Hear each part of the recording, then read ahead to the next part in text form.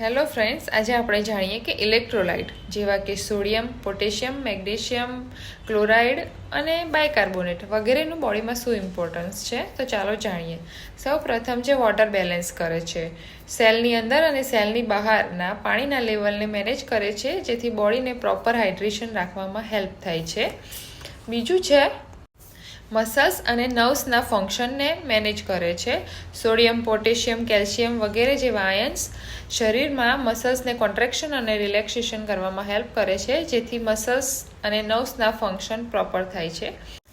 ત્રીજું છે heart હેલ્થમાં help કરે છે.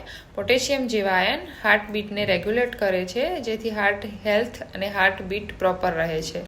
પીએચ લેવલને મેનેજ કરે છે. બાયકાર્બોનેટ અને ફોસ્ફેટ બ્લડને આલ્કલાઇન કરવામાં હેલ્પ કરે છે. ન્યુટ્રિશન ટ્રાન્સપોર્ટેશનમાં હેલ્પ કરે છે, એટલે કે ન્યુટ્રિશન પ્રોડક્ટને સેલ્સની અંદર લઈ જવાનું કામ કરે છે અને વેસ્ટ પ્રોડક્ટને સેલ્સની બહાર કાઢવાનું કામ કરે છે. તો આયન્સના આટલા ઇમ્પોર્ટન્સ રોલ આપણી શરીરમાં રહેલો હોય છે, તે આપણે જાણવો બિલકુલ જરૂરી છે. Thank you.